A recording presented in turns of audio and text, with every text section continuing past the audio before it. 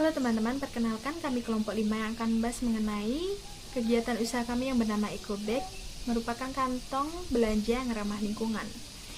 Usaha kami ini berada di Jalan Tegal Melati nomor 19 Yogyakarta.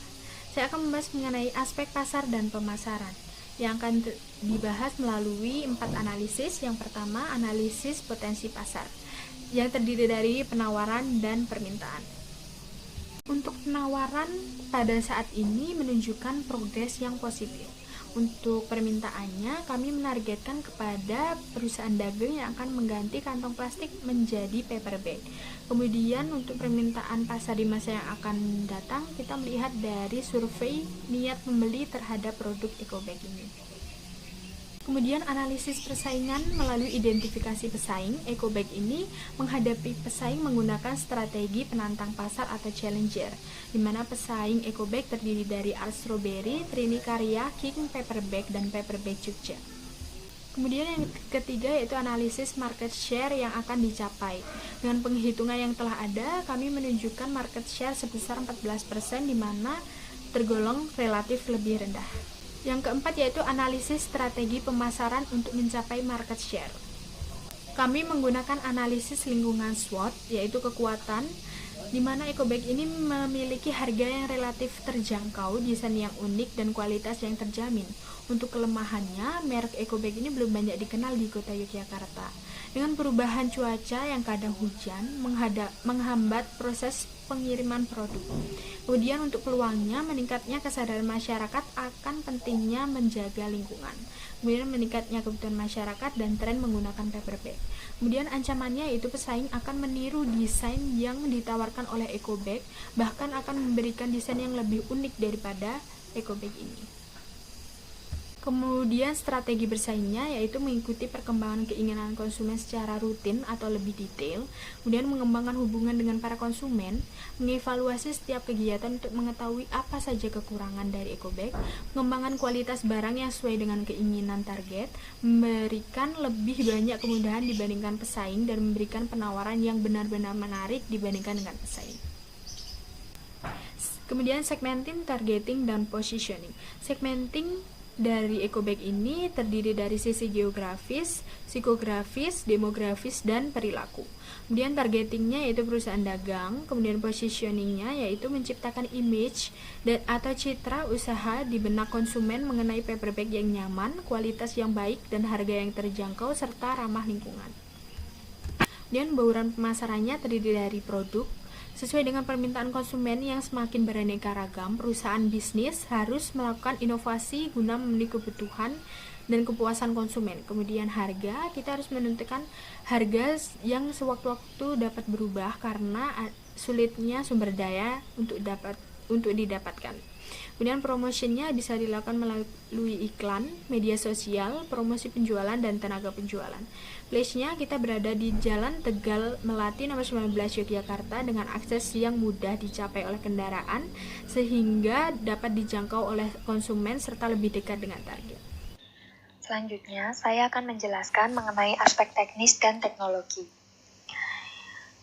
Yang pertama, analisis lokasi bisnis. Lokasi yang kami pilih untuk menjalankan usaha kami adalah di Jalan Tegal Melati nomor 19 Yogyakarta.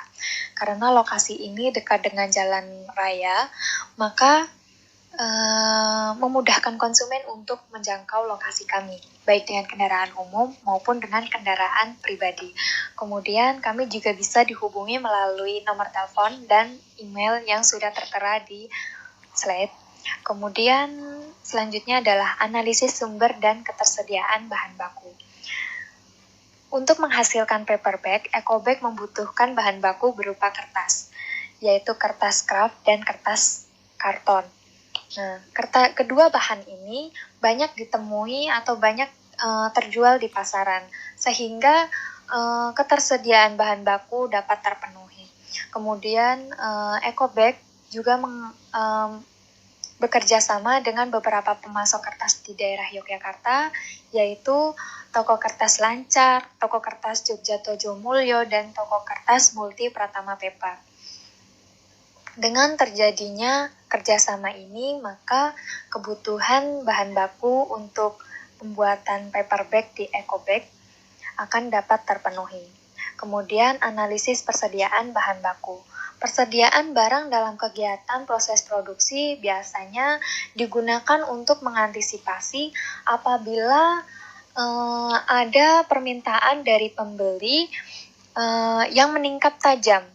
Kemudian untuk mengantisipasi apabila terjadi penurunan atau berkurangnya suplai bahan baku sehingga proses produksi tidak terganggu. Kemudian jumlah persediaan barang hendaknya juga jangan terlalu banyak dan juga jangan terlalu sedikit, sesuai dengan kebutuhan. Kemudian proses produksi, yang pertama mendesain, kemudian mencetak, kemudian laminating, kemudian dipon.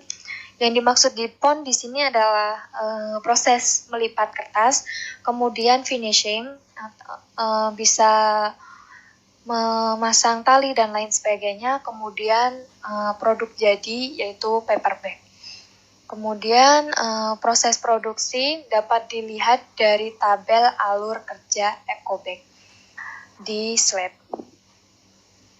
Kemudian analisis luas dan kapasitas produksi. Luas produksi eco bag tidak bisa diukur karena mengikuti kebutuhan konsumen. Eco bag dapat menerima pesanan baik dalam jumlah besar maupun dalam jumlah kecil. Kemudian kapasitas produksi. Jadi di eco bag ada dua sistem kerja, yaitu ada off shift dan on shift. Kalau off shift, sistem kerja off shift, sistem kerja dilaksanakan sesuai dengan tugas masing-masing tenaga kerja mulai dari pukul 8 pagi sampai dengan pukul 5 sore. Kemudian sistem kerja on shift, sistem kerja dilaksanakan tergantung pada besarnya pesanan dari konsumen. Kemudian analisis layout tempat usaha.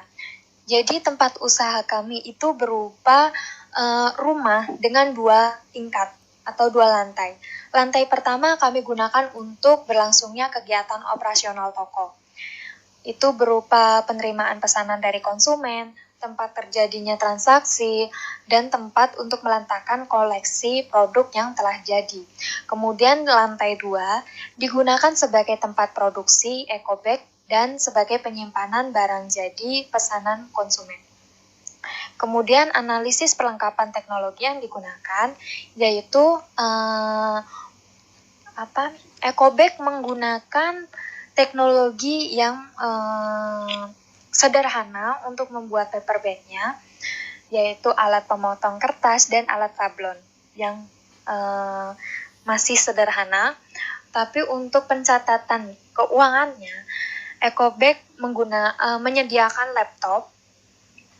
Kemudian untuk bagian pemasarannya, eco bag menyediakan mobil pick up. Assalamualaikum warahmatullahi wabarakatuh. Nama saya Istia Widyastari. Di sini saya akan menjelaskan tentang aspek manajemen dan SDM. Di dalam aspek manajemen dan SDM tersebut terdapat analisis penjadwalan proyek di mana perusahaan eco bag ini buka pada hari beroperasi setiap hari, tetapi libur di hari nasional atau hari besar lainnya. Terus untuk jam kerjanya di eco bag ini mulai dari jam 8 sampai dengan jam 5 sore. Sedangkan yang kedua itu ada analisis kebutuhan tenaga kerja.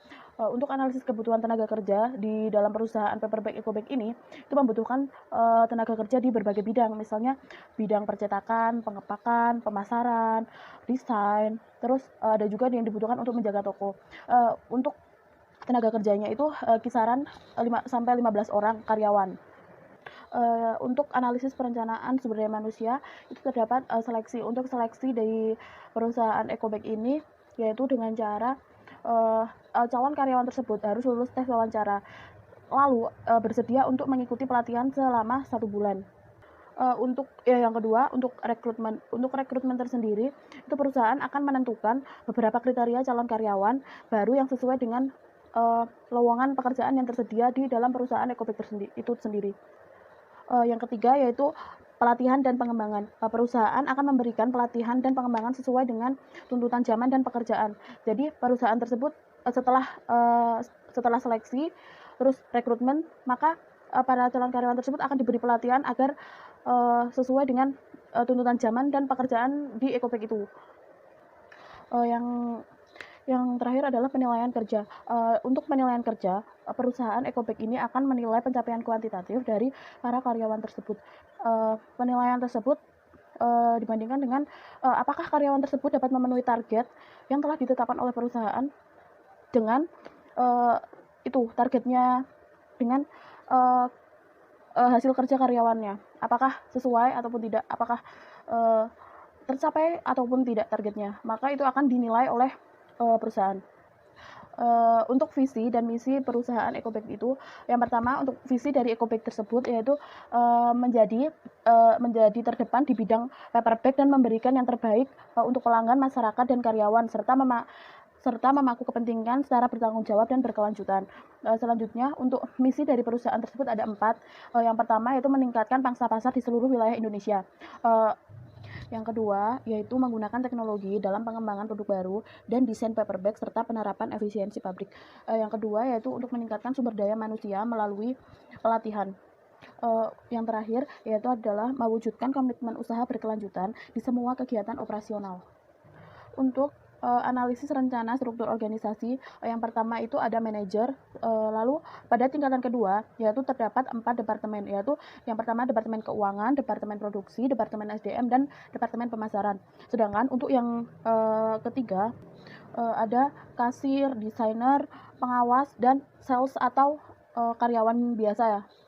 Bisnis paper bag Ecobag yang akan dijalani ini adalah bisnis yang berbadan hukum. Dari segi produk yang dihasilkan dan pendirian bisnis, tentunya bisnis ini tidak melanggar hukum yang berlaku. Dan pada upaya mendapatkan pengakuan dari usaha bisnis tersebut, kami membuat SIUP atau surat izin usaha perdagangan sebagai bukti untuk memperkuat keberadaan usaha tersebut. Kami membuat perizinan dan izin usaha lainnya, yaitu yang pertama, itu adalah membuat akta pendirian. Akta pendirian itu adalah bukti otentik yang mengesahkan sebuah perusahaan di mata hukum Indonesia. Yang kedua itu adalah NPWP. NPWP itu adalah nomor pokok wajib pajak. Yang ketiga itu adalah TDP atau tanda daftar perusahaan. TDP adalah tanda daftar catatan resmi yang diadakan berdasarkan atau menurut ketentuan undang-undang atau peraturan-peraturan pelaksanaannya, dan memuat hal-hal yang wajib didaftarkan sebuah perusahaan dan disahkan oleh pejabat-pejabat yang berwenang. Yang keempat itu adalah SIUP atau surat izin usaha perdagangan. SIUP itu adalah surat izin untuk dapat melaksanakan kegiatan perdagangan. Yang kelima itu adalah izin lingkungan. Izin lingkungan adalah izin yang diberikan kepada setiap orang yang melakukan usaha dan atau kegiatan yang wajib AMDAL. Selanjutnya adalah dukungan pemerintah. Pemerintah memiliki peranan penting dalam pendirian dan keberlangsungan usaha. Peran yang diberikan oleh pemerintah kepada suatu pendirian usaha, khususnya Ecobag ini adalah yang pertama, izin usaha. Pemerintah memberikan keringanan atau percepatan izin bagi yang ingin melakukan usaha. Yang kedua adalah perpajakan. Pemerintah memiliki peran yang cukup baik dalam pemungutan pajak dalam mendukung kegiatan usaha yang baru berdiri, seperti diberlakukannya penurunan PPh final yaitu dari 1% menjadi 0,5%. Yang ketiga itu adalah pembinaan usaha. Untuk mendukung berjalannya suatu kegiatan usaha, pemerintah telah membentuk kegiatan pembinaan usaha yang diselenggarakan oleh BUMN dengan harapan bahwa adanya penyisihan laba sebesar 2% untuk pendanaan program tersebut. Yang keempat itu adalah perluasan akses pasar. Pemerintah melalui beberapa kementerian dan lembaga memberikan dukungan penuh terhadap perluasan jangkauan pasar. Selanjutnya adalah dukungan masyarakat setempat. Pertama itu adalah izin usaha. Pelaku usaha harus mengajukan izin kepada masyarakat setempat dengan membawa bukti-bukti perizinan yang sah kepada masyarakat setempat dan memberikan penjelasan mengenai usaha yang akan didirikan dan dampak-dampak yang timbul akibat pendirian usaha ini. Dari berbagai analisis tadi, maka dapat disimpulkan bahwa aspek hukum Ecobag telah memenuhi syaratnya dan juga tentunya sesuai dengan hukum yang berlaku. Mampu memenuhi perizinan dan juga bentuk badan usahanya sesuai dengan perekonomian perusahaannya dan juga pemilik usaha berkompeten di bidangnya. Selanjutnya, saya akan membahas tentang aspek lingkungan, sosial, ekonomi, dan politik. Yang pertama yaitu tentang aspek lingkungan. Aspek lingkungan dikelompokkan menjadi dua, yaitu jenis limbah yang pertama, yang kedua cara mengelola limbah. Yang pertama, jenis limbah. Limbah yang dihasilkan dari proses produksi ekobag sendiri, yaitu berupa potongan-potongan kertas yang tidak layak pakai. Berdasarkan wujudnya, maka limbah ini dikategorikan sebagai limbah padat. Yang kedua yaitu cara mengelola limbah. Limbah berupa potongan-potongan kertas secara periodik akan dikumpulkan di suatu tempat, kemudian akan dibakar. Mengingat kertas mudah terurai dan menjadi abu ketika dibakar, dan sebagian dari limbah tersebut dimanfaatkan kembali untuk kerajinan perca. Yang kedua yaitu analisis aspek sosial. Masyarakat di sekitar ekobag mulai beralih menggunakan paper bag karena dinilai paper bag ramah lingkungan dan mudah terurai. Untuk memperoleh keyakinan yang memadai, maka perusahaan ekobag menciptakan lapangan pekerjaan, memperkenalkan produk-produk yang dihasilkan dari ekobag, dan melakukan sosialisasi paper bag kepada masyarakat. Selain itu, ekobag juga memberikan 500 paper bag secara gratis kepada masyarakat. Yang ketiga yaitu analisis aspek ekonomi. Analisis aspek ekonomi yaitu ada dua, rencana pembangunan nasional dan dukungan pemerintah. Yang pertama, rencana pembangunan nasional. Dengan berdirinya ekobag diharapkan perusahaan ekobag dapat menciptakan lapangan pekerjaan bagi masyarakat sekitar.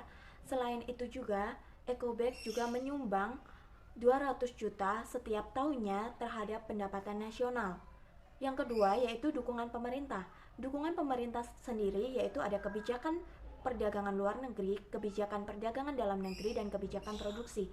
Salah satu dukungan pemerintah terhadap perusahaan ekobag yaitu menetapkan pajak penjualan, menetapkan subsidi dan distribusi barang kepada konsumen. Yang keempat yaitu analisis politik. Analisis politik perlu dikaji karena berpengaruh terhadap penjualan ekobag itu sendiri. Jika kondisi politik yang baik akan meningkatkan penjualan ekobag. Demikian juga jika kondisi politik yang buruk akan menurunkan penjualan ekobag. Secara langsung atau tidak langsung, aspek politik berpengaruh terhadap penjualan ekobag itu sendiri. Kesimpulan dari keempat aspek tersebut adalah aspek lingkungan tidak hanya membahas tentang kesesuaian lingkungan, tetapi juga harus memperhatikan dampak dan limbah yang dihasilkan. Selain itu, dari segi sosial, perusahaan ekobag harus memperhatikan masyarakat di sekitar, dan dari aspek ekonomi, perusahaan juga harus menyumbang terhadap pendapatan nasional. Selain itu juga, aspek politik perlu diperhatikan untuk mendukung usaha ekobag tersebut. Selanjutnya akan dipresentasikan oleh teman saya. Selanjutnya saya akan menjelaskan mengenai aspek keuangan. Untuk aspek keuangan sendiri ada beberapa analisis yang perlu diperhatikan, yaitu yang pertama analisis kebutuhan ekonomi. Untuk analisis kebutuhan ekonomi sendiri ada beberapa barang-barang produksi yang diperlukan, yaitu yang pertama ada alat pemotong kertas diperlukan 10 unit dengan harga satuannya sebesar 132.000. Lalu yang kedua ada 10 penggaris siku besar yang diperlukan dengan harga satuan 98.000. Kemudian 10 unit laptop Acer dengan harga sebesar 3.900.000 per satuan. Kemudian 5 gunting dengan harga Rp7.000 per satuan. Kemudian 3 printer dengan harga Rp1.400.000. Lalu telepon kantor 1 unit dengan harga Rp700.000. Kemudian mobil pick up yang digunakan untuk mengantar barang dengan jumlah 1 unit dengan harga satuan Rp114.000. Kemudian alat sablon sebanyak 3 unit dengan harga Rp300.000. Kemudian analisis yang kedua ada analisis kebutuhan modal kerja. Nah, untuk analisis kebutuhan modal kerja yang diperlukan oleh ekobag itu sendiri yaitu ada analisis untuk biaya operasional, biaya gaji karyawan, biaya promosi, biaya listrik, dan biaya lain-lain. Sehingga perusahaan ini membutuhkan modal kerja yang kurang lebih sebesar Rp54.667.800. Adapun dengan rinciannya sebagai berikut. Untuk yang pertama, kebutuhan biaya operasional yang diperlukan selama sebulan yaitu sebesar Rp37.967.800. Kemudian untuk yang kedua, biaya gaji 15 karyawan per bulannya sebesar. Kemudian untuk biaya listrik dan lain-lain per bulannya senilai Rp200.000, dan yang terakhir untuk biaya promosi per bulan yaitu sebesar Rp500.000. Selanjutnya yaitu analisis biaya praoperasional. Untuk analisis biaya praoperasional terdiri dari nama barang, kemudian jumlah barang, harga satuan, dan harga total. Nah, untuk nama barang sendiri terdiri dari kertas kraft, kertas karton, tali goni, lem kertas, dan akrilik, dan tinta bener. Bisa dilihat rincian biayanya di dalam slide. Selanjutnya, biaya pendukung praoperasional. Untuk biaya pendukung sendiri terdiri dari pasti kemasan dan sortir. Untuk rincian biayanya dapat dilihat dalam slide. Kemudian, total biaya operasional yang diperlukan Ecobag per harinya yaitu sebesar Rp1.460.300. Kemudian untuk 1 bulan, maka total biaya produksi yaitu Rp1.460.300 dikalikan dengan 26 hari, yaitu senilai Rp37.967.800.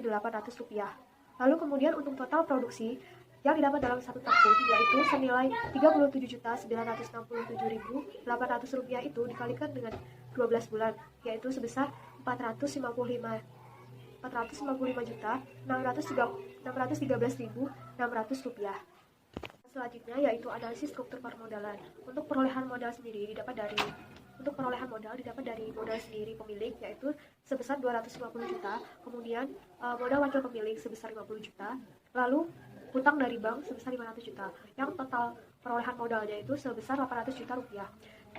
Di mana dana tersebut akan digunakan untuk biaya investasi, biaya operasional, biaya gaji karyawan, biaya promosi, biaya listrik, biaya studi kelayakan bisnis, maupun biaya yang lain. Selanjutnya untuk proyeksi laporan laba rugi dapat dilihat di sini perusahaan Ecobag setiap tahunnya mengalami peningkatan dalam memperoleh labanya. Kemudian laporan arus kas. Untuk laporan arus kas, Ecobag sendiri juga mengalami peningkatan dalam meningkatkan penjualan, yaitu untuk tahun 2020 penjualan itu sebesar 1 juta. Kemudian untuk 2021 penjualan naik sebesar 100.000 menjadi 1.100.000. Begitu pula dengan tahun-tahun yang selanjutnya. Untuk tahun-tahun yang selanjutnya untuk penjualan mengalami peningkatan secara terus-menerus. Selanjutnya yaitu analisis kelayakan keuangan. Untuk menganalisis kelayakan keuangan diperlukan beberapa perhitungan metode, yaitu yang pertama menghitung net present value.